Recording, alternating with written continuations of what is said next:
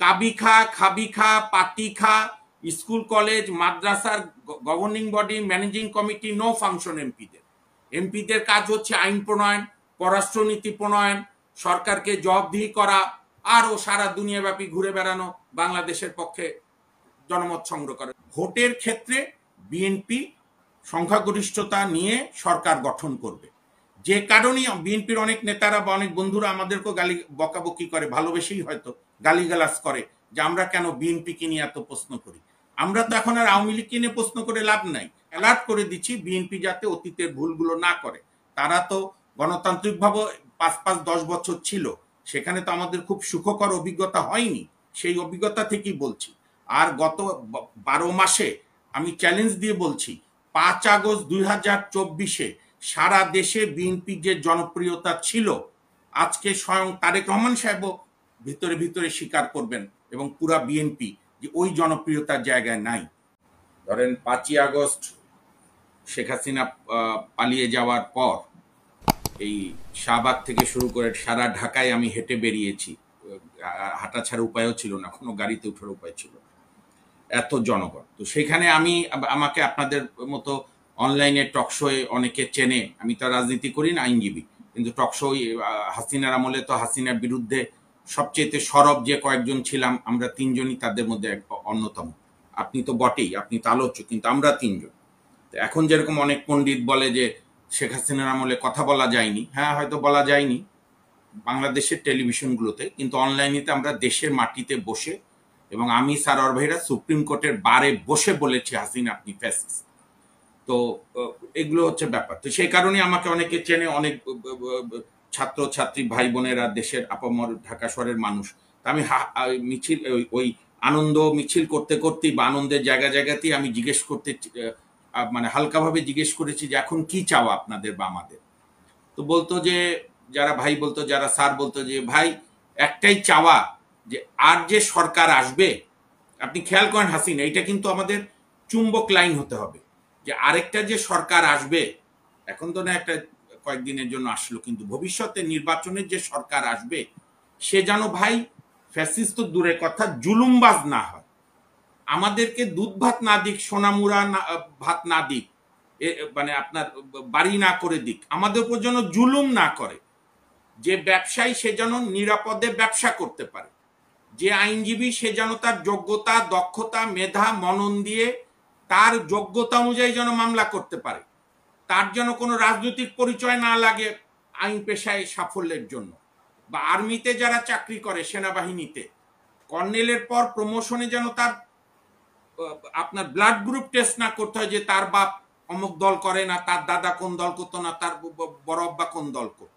অর্থাৎ দেশটা চলবে লেখাপড়া জানা, যোগ্যতা, দক্ষ, মেধার ভিত্তিতে, আর সব জায়গায় চাঁদাবাজি মুক্ত হবে, একটা দেশে শান্তি থাকবে, সরকার লেস ইন্টারফারেন্স হবে। পয়লা বৈশাখে যার আনন্দ যাত্রা করার ইচ্ছা হবে করবে, যে মঙ্গল যাত্রা করবে, যে অমঙ্গল যাত্রা করবে, যে পান্তা ভাত খাবে, যে পোলাও খাবে খাবে, নাগরিক তার মতো করে। কোনো সরকার বলবে না তুমি কি খাবা, কি পোশাক পরবা, কখন আসবা, কোন গান গাইলে দেশপ্রেমিক, কোন গান না গাইলে দেশদ্রোহী, এই সিম্পল জিনিসটা, অর্থাৎ সরকার যাতে জুলুমবাজ না হয়।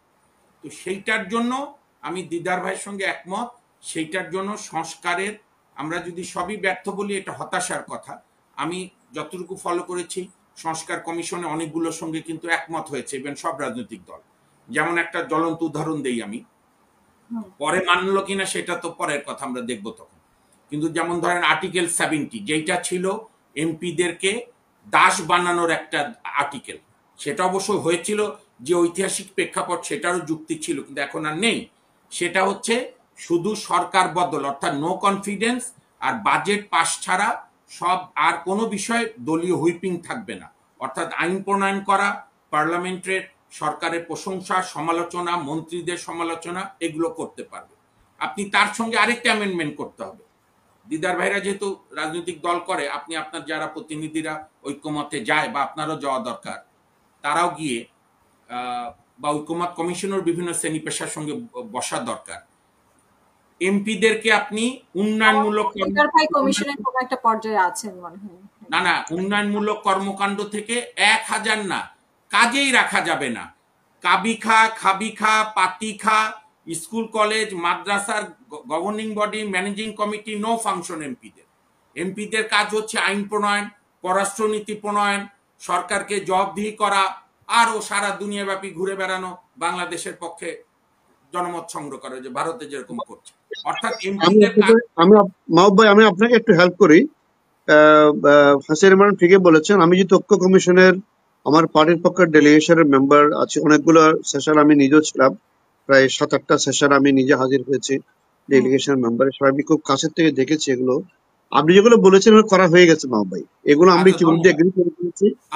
আমি আপনাকে বলতে চাচ্ছি, আমি আপনাকে আপনার মাধ্যমে এবং হাসিনা আপার মাধ্যমে এবং আমাদের দুজন অভিজ্ঞ আইনজীবীর মাধ্যমে দেশবাসীকে আশ্বস্ত করতে চাই যে মেজরিটি পলিটিক্যাল পার্টি আমরা মোটামুটি ভাবে যেগুলো আপনারা ভাবছেন এগুলো বেশিরভাগই কিন্তু এগ্রিড আপন হয়ে গেছে। আমি তাহলে এই সুযোগে তাহলে মনে পাবলিক করা হয়নি যেগুলো। না না না না, ঠিক আছে, আমি দিদার ভাইকে বলি, এই সুযোগে দিদার ভাইকে একটা অনুরোধ করি, আপনারা যেহেতু যান ঐক্যমত কমিশনের যারা আলিরিয়াছ আছে তাদের বলেন, যেমন বিচার বিভাগ নিয়ে নানা বিষয় ভাবছে তারা, আইনজীবী, আমাদের সুপ্রিম কোর্ট বার অ্যাসোসিয়েশন আছে, বার কাউন্সিল আছে, আমরা সারোয়ার ভাই আমরা একটা সংগঠন করি বার কেন্দ্রিক, শ্রেণী পেশার প্রতিনিধিদের সঙ্গে বসুক।